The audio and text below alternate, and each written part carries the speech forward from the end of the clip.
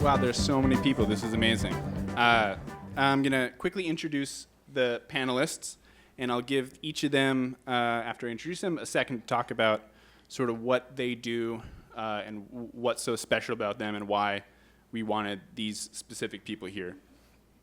So starting on the far end, we got Omen, who is a LA independent musician and artist who does amazing stuff and sort of can like create stuff for independent artists themselves, which is a skill I think we all want and is great to have.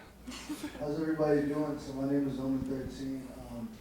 I was born in Ohio, but pretty much raised in Riverside out here. And I've done a lot of traveling and stuff. I've been a musician since I quit my job at Amazon when I was 19. I'm 29 years old now. And it is very difficult if you don't come from a music background to find your place in and around the industry. And not only that, just the ebb and flow of, having time to be available, to be around and a part of the music scene, or feel as much a part of it as you can be, as you want to be. So, somebody that's been doing it for 10 years strong, I hope that I can provide some type of insight through my experience. Next on down, we have Eli Flasher, imported from Minneapolis, and is the talent buyer and show maker at Lodge Room. Thank you. I've been at Lodge Room for 2.5 years. I'm the booker. I book the bands there. I've been booking in the industry for almost 15 years, coming from First Ave in Minneapolis for a long time before I came out here in 2022. We are an independent venue, which is why I'm here tonight. That's it. Cool. And keeping it going, Bailey Greenwood, been working in agencies for 12 years, currently at WME, represents artists like Toki Monsta and He, She, They, a queer inclusive collective that she represents.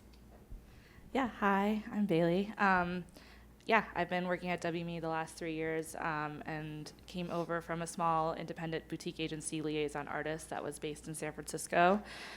I actually fell into booking agency world by being a photographer, so I started out as an artist myself and kind of fell into this world, and it's been a wild journey ever since, and happy to be here.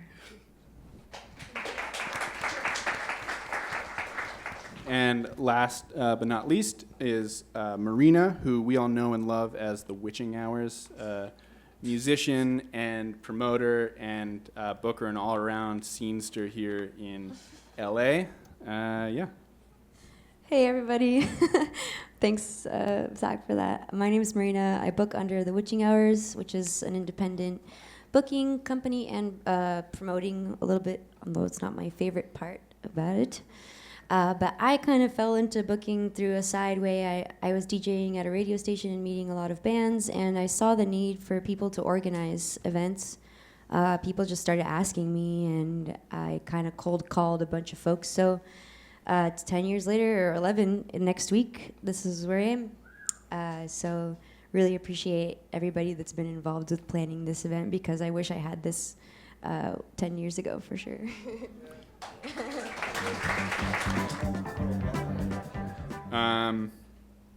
So one of the questions that came up a lot, and there was some talk about it in these introductions, but a lot of people wanted to know about joining tours as support and joining local shows as support. I think that was maybe our most asked question on the RSVPs. So whoever wants to take a stab of wrangling that, by all means. I feel like maybe Eli, as somebody who might have those openings available, how do you source filling out a bill?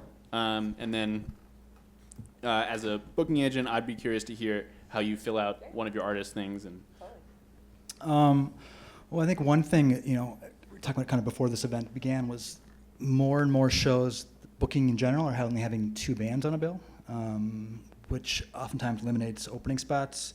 I think pre-COVID for sure, it was 3 bands, 4 bands. Now I'm seeing a lot more smaller lineups throughout the night to make shows end earlier in general. So that of course means less spots to fill with opening gigs. No, for sure. On my side, a lot of the time when I'm doing a larger routed tour, the artist has maybe a few names in mind, and we'll reach out to them and ask if they're available. Kind of to your point, a lot of the names come from folks that are in their community, artists that they have like personal relationships with that they can handle being on a tour bus with for like a month and a half. So, you know, that helps, again, going out and building those connections with artists that you look up to and stuff, and especially who are local on this level, because you never know if they're going to go on a tour and then they ask you. When I work with a lot of artists who are coming over from Europe, because I work in primarily house and techno, electronic music. When I'm looking for support on a lot of these runs, it's finding connectivity from the international artists to the local scenes. A lot of the time that's curated between myself and the promoter. We kind of work together on building out some names. Again, a lot of the time we'll still send those names to the artists to approve before. But it's kind of us working hand in hand, you know, being like the promoter saying, this is XYZ artists that I trust and I think will do a great job, and then me kind of curating the list down again, you know, musically where I think it's going to be the best pairing, and then bringing it to the artist. So there's a couple different ways that it works, but a lot of the time it's an exchange between artist, agent, promoter, you know, and it's kind of, we're all building it together. I was going to say too, like on the artist side, I think when I'm working with artists kind of starting out, you know, I ask the question like, what is your bare minimum costs, and like how can we have those covered per show? And it's really up to you to sit down and run those numbers. Like, am I going to fly to all these shows? Am I going to drive? How much does that cost? And really sitting down and have a number in mind where you're like, I need to make XYZ to at least like break even and do this and have it be worth my time. Or if I am going to lose money, is it worth it? Is this tour going to get me in front of like the audience and people that I want to be in front of? Is it not going to take a toll on me to the point that I'm like financially not stable after this? Like, so the sense of community, right? Community is important. Community important in general. Community is like what you interact with on like a daily basis, even if you don't talk to anybody. You know what I mean? It's especially at this day and age with social media, you pretty much are in a lane. But I think the way we like make it real, coming from this internet, release it yourself, DSP, SoundCloud, DistroKid, are you going to sign? Do you want to sign? Like now when like labels and stuff approach me, it's like I have a whole different way to weigh all of these decisions than even existed before Windows 1995. So like all the communication, like all the, like it's important to learn like old stuff and like to understand why things work the way they did. So like, you know what I mean? But at the same time, it's like, it's our challenge to figure out why these new things are working and like work with, you know what I'm saying, the beautiful minds that have sculpted this to even be fucking possible. Just want to echo what everyone else has said really fast. As an artist, every support slot that I've gotten has been through a personal relationship, even like somebody I know through the scene or somebody who I know through online and found my music, or we have similar interests and we find each other's music. So community, like I just really want to drill that in. That's the number one, because that will lead to so many more. You'll can create a team of your High friends. five. Yeah, you know, you can create a team of your friends. Every friend has a talent that they can provide if they believe in you. So community is number one. Going to something not nearly as deep and poetic, how do we get paid? So you're on tour, and I want to both like logistically, like who's writing the check when, and two, like how do you make sure that check is for what we're worth? And I think there's various takes and experiences here, so we can just go back down, and Marina. Oh. I get everything on paper. Like, the biggest mistake I was making when I would first start booking shows is I wouldn't ask about the deal. I would just be like, oh, you were excited about this music that I'm pitching and you have this date available? Great, let's do it. Knock it in, you know? No question about how much money all these bands are going to make, how much money the venue's going to be making.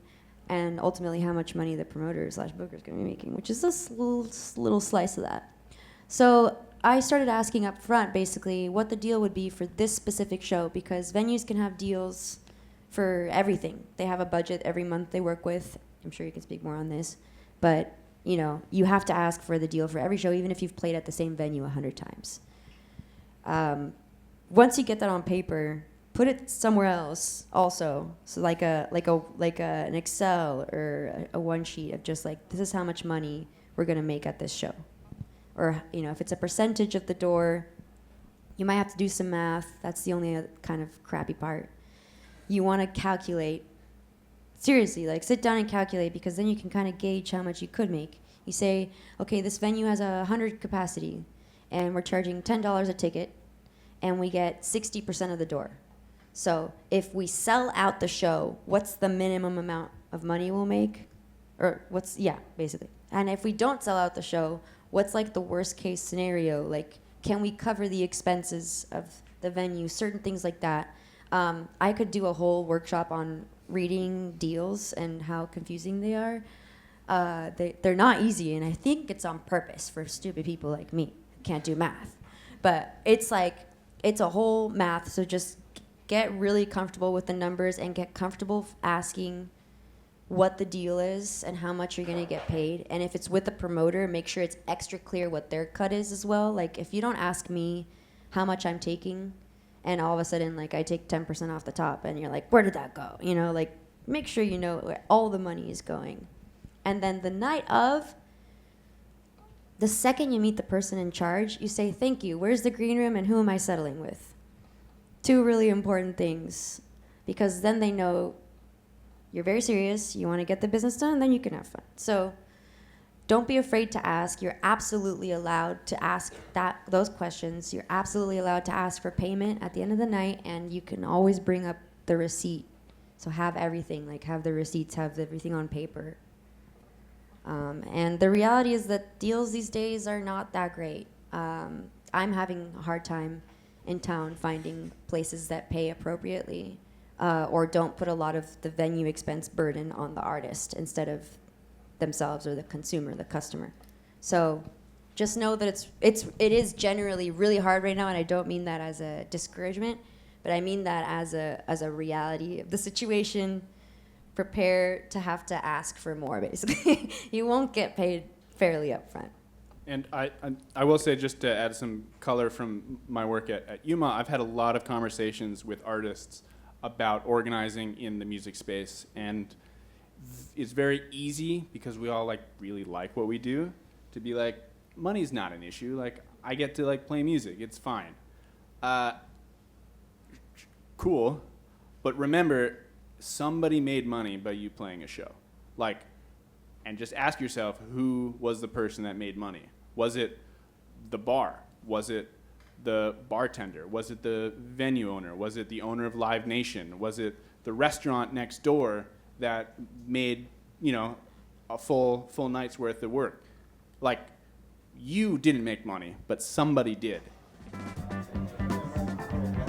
I think this is a good point to segue into sort of like what I'll call the visioning part of this conversation. And we spend a lot of time at UMAW asking people to imagine what the industry should work like, or how they want it to look, or how it can best represent and support them. So to throw it to all of you, what do you want to see in booking, in venues, in fair treatment? What is standard payment? How should artists be treated? What are minimums that we should expect for local shows? What should support slot number be at? If it hasn't changed in 30 years, what should it be now? And just a little bit about imagining a more just and equitable touring economy from you all. I think it would be cool, and this is hypothetical, perfect world scenario, especially in the U.S., the U.S. is probably the biggest country that has the biggest musical export with 0 government funding for artists, and it's like actually insane. Like if you're a Canadian artist, the amount of grants that my Canadian artists get all the freaking time is nuts.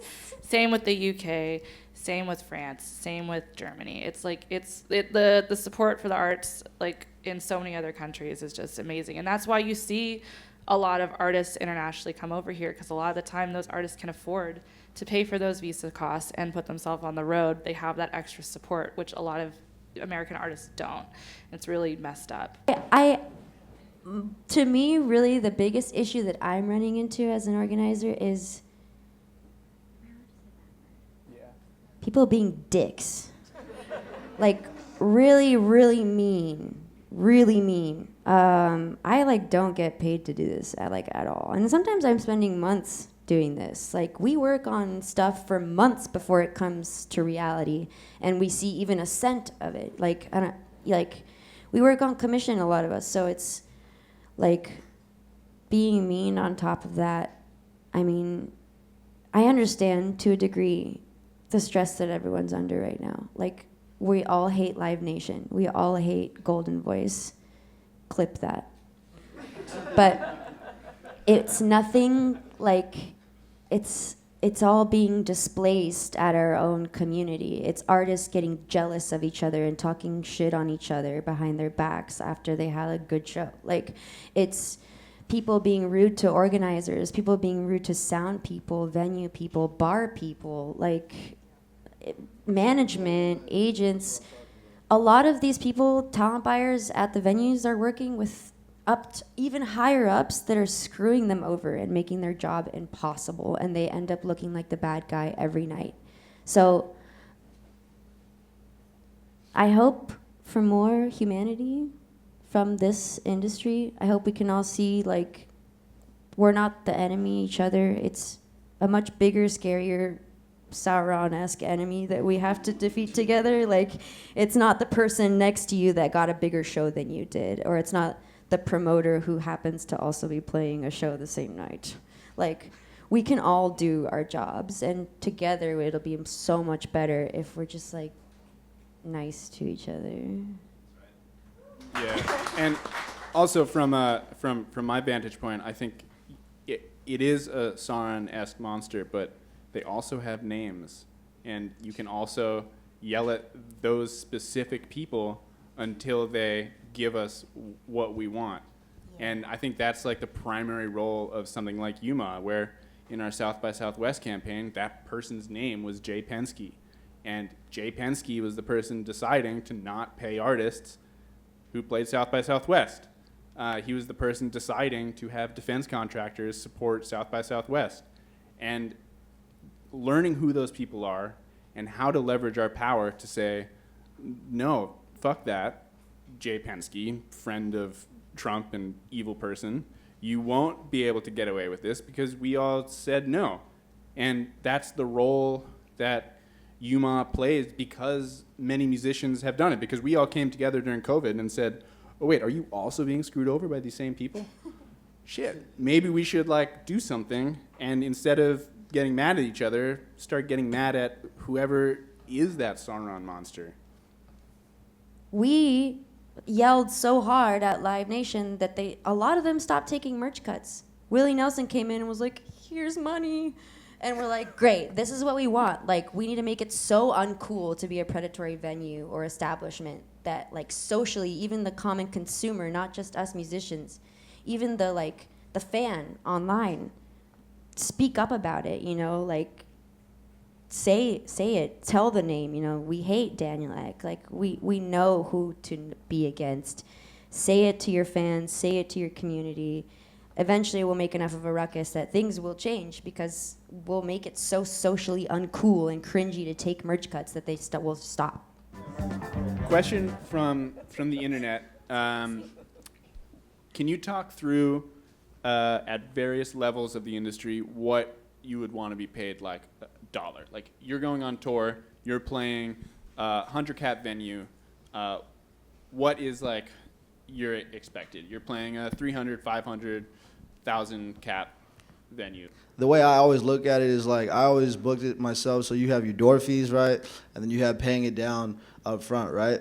we booked like 20 shows that didn't exist, and I had people getting tickets just so I could pay for the venue.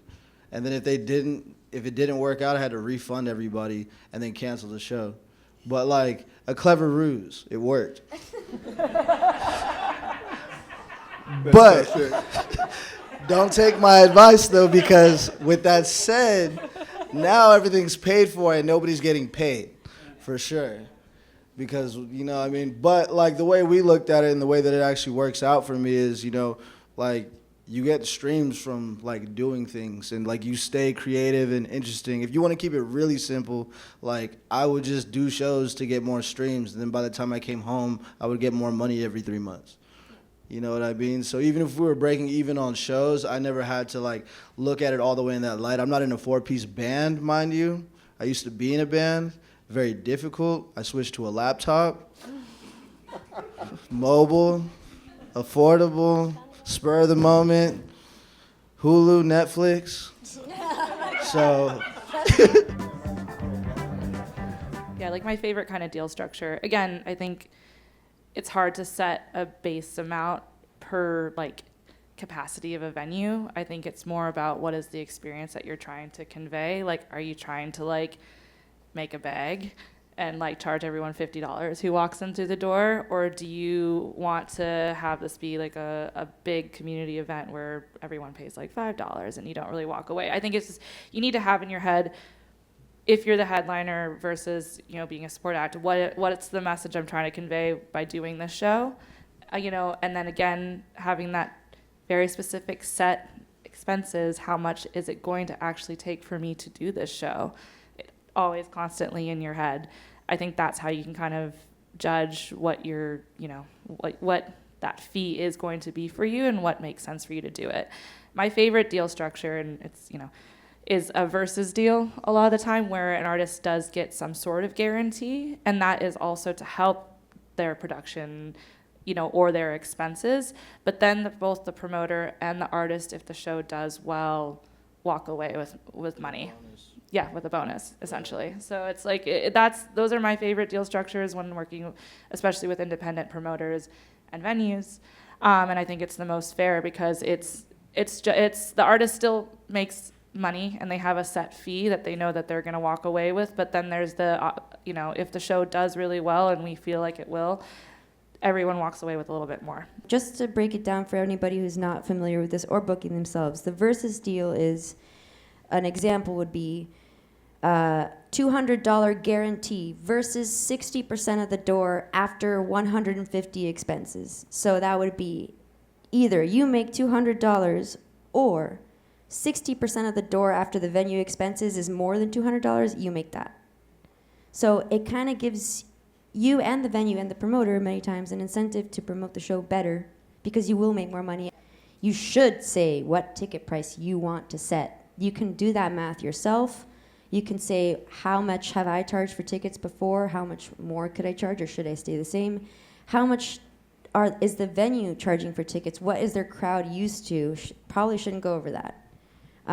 These are all things that you can do the math and set for yourself. So when you ask for the deal, you make sure you get that list of venue expenses that they're going to be charging you before you see a cut of the door, and you ask them set questions. And you can also ask for the deal, right?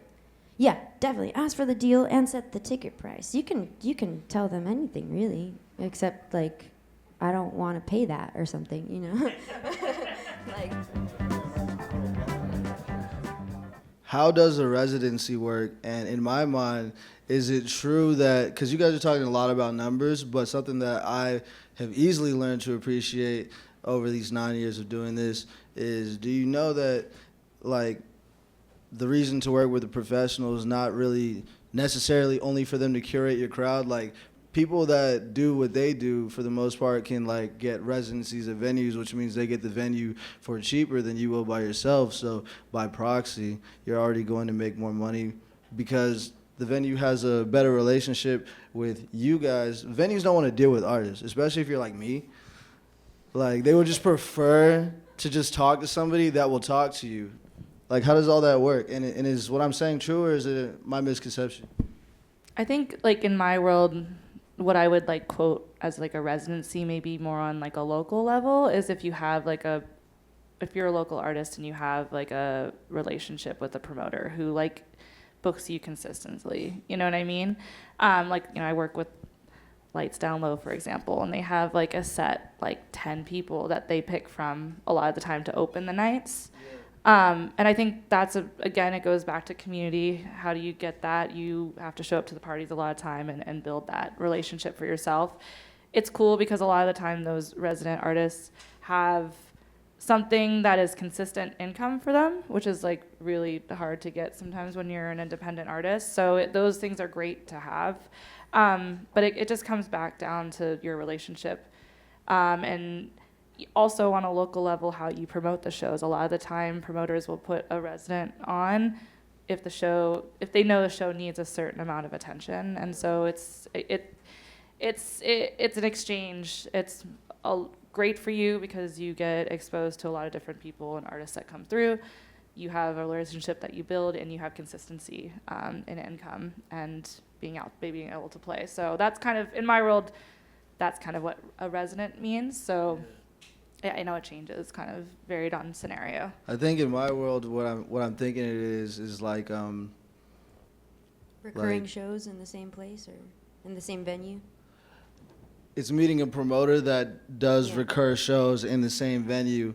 Like if I'm going to San Antonio, for example, my friend has a residency at the Rock Box Yeah. or the Corova when it did exist. Like the reason to work with the promoter, like I'm saying to understand like their job and to understand yours at the same Yeah. time is the reason to work with them is like these benefits are being made available to you for like what they do for like a week in and week out basis.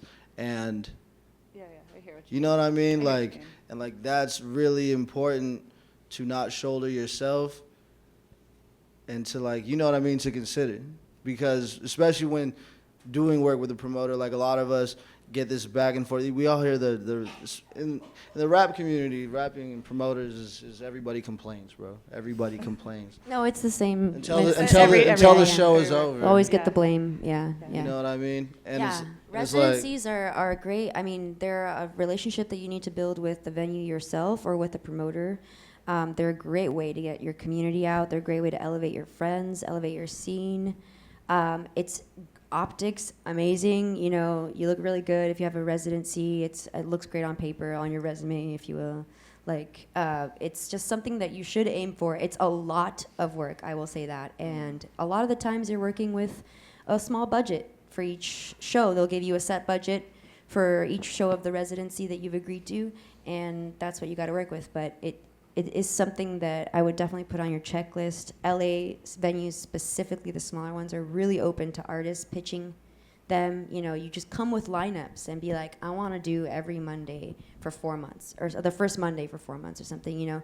Do all the work, present it to them, and they'll probably say yes. They don't want to do this. Like, I don't want to be booking full lineups all the time. Like, you don't want to be like, that's not, we don't have time to do that all the time. So the more you provide, the easier chance you'll have to do a residency. you complete me.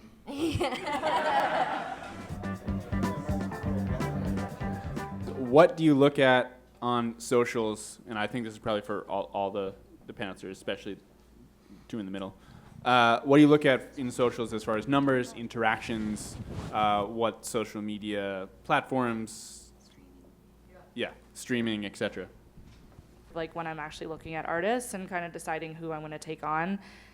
The socials I definitely do take into consideration. I think a lot of the time it is how they interact with socials. Does their social media like convey a story to me that's clear and that I can tell fans are engaging with and understanding? I think you can look at stuff and you can kind of see who does it really well and who might be just there. You know what I mean? So they have the Passman book out in the front, which is obviously a great resource, but I was wondering if, for individually, if any of you, if there are other books or websites or resources that you use either for industry knowledge or technical advice or even creative inspiration or anything that you've really found is a nice, something to have in your hands to keep fresh. I learned nothing from a book. That's my advice. I learned everything I know as a photographer coming into this with like not even business experience from everybody that was around me and my community, like my peers, the people that I look to as mentors, and the people that I look to like creatively engage with me and inspire me. So I think, yes, you can read all this stuff in a book, but you got to just get your hands dirty and do it. Also, there's two artists, Octo Octa and Eris Drew, who they're a DJ couple, and they're trans. They have a website called Trans for Trans, T4T, and they have come together to build out like a working PDF that's linked on their website that tells you how to tour as an artist, and it's honestly amazing, and it's such a good resource, and it's like how to build an artist writer, and they've like detailed how they do it, and it's really a credible free resource. So Love it. there are artists that do that and spend the time to do that, depending on where your community is, but that's one that I know off the top of my head that's amazing, and they're constantly updating it with information, and they're touring artists, so it's really cool. 2 questions. One, what advice would you have for a small independent venue in terms of just being useful and sustainable to the larger community? And 2, are there any spaces, places, venues that you feel like the cutting edge are the inspiration for kind of like the future visions that we've been talking about? So thank you. I guess my only advice would just be, filling the space as much as you can in a unique way. So many hours of the day, my venue sits empty, and I wish we did more, daytime stuff with the spot. It's obviously kind of expensive to open up a little bit and turn the lights on, but I just think it's just a waste of opportunity and time and space being dark, 3/4 of the day. Whether that's, that's yoga classes, stuff like this, workshops, hosting video shoots, just making yourself available for other things than just a concert. I like everything that this guy's saying, honestly, because that's something huge to consider is what are you doing with the space when you're not doing a show? Like, so I used to have a spot in by Santee Alley. It was a 2-story warehouse. I lived upstairs. I had a studio on the 2nd floor. We did shows on Saturdays in the alley. We printed clothes in there, and we also shipped them from there. So like the whole downstairs, it used to be a laundromat, so we had like a bunch of places to hang shit up. Like find a bunch of different ways to utilize what's going to bring your community or have your community around. Some bands will just focus on how they're playing a show and not ever think about everybody else on the lineup. Just focus on the people that do, because those folks will create an atmosphere of supporting each other, and they'll bring people also. So like it's a kind of a win-win. A lot of people, I've fallen into this trap too, like the TikTok trap, where the TikTok artist comes over and is like, I have 1,000,000,005 streams, and I'm going to sell out this small venue, and like, maybe you will, but I don't know you. I don't know who you run with. I don't know who you're going to bring into my space, and every single energy that you bring into your space is going to affect the outcome. So having a very clear image, like you do, of what you want the space to be, which Scribble is going to be a staple in mental health and music and artists. And like, you've got the mission, just run with it. People that believe in your mission will be attracted to that, and then you'll just grow from there with the right people. So thank you all so much for being here and doing this.